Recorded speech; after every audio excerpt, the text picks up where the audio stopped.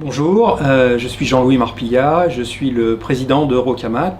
Rocamat est un des principaux producteurs de pierres naturelles en France et en particulier dans le sud de l'Oise.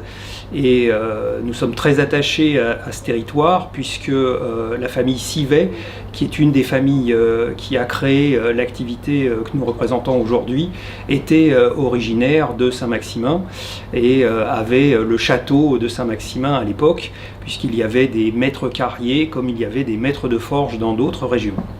La diversité des matériaux extraits dans les gisements du sud crayois ont permis à la fois de construire des édifices prestigieux comme le château de Chantilly, comme l'abbatiale de Saint-Leu, mais aussi tout le bâti local qui lui était fait avec les pierres les moins nobles du gisement, et c'est comme ça qu'on retrouve des murs d'enceinte ou des murs de clôture en moellon maçonné, ou des villas et des maisons de village qui sont, elles, en matériaux déjà un peu plus ouvragés.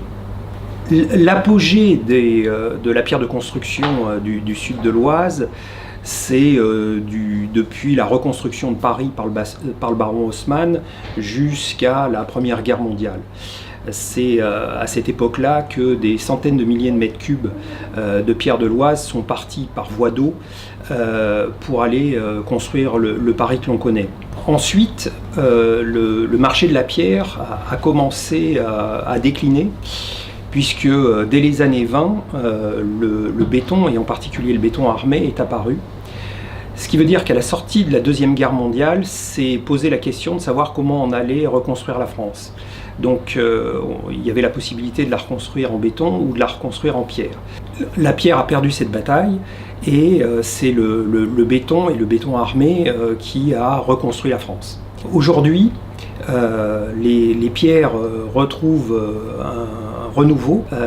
La pierre est de nouveau utilisée en région parisienne pour les constructions neuves. Nous fournissons aussi beaucoup de pierres assez brutes qui vont être retravaillées par les artisans locaux pour la restauration du bâti ancien, ou je dirais des constructions neuves dans la continuité de ce bâti ancien.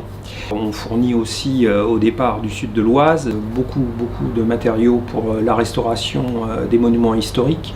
Notre-Dame de Paris a été construit en lutétien, c'est-à-dire une variété de calcaire qui se trouve dans le sous-sol même de Paris, très proche de la cathédrale à l'époque, et qui aujourd'hui doit être recherchée soit dans la région de l'Oise, soit dans les départements limitrophes, mais très certainement que toute la pierre de restauration de Notre-Dame proviendra de Saint-Maximin, Saint-Val-et-Mélo ou Nogent.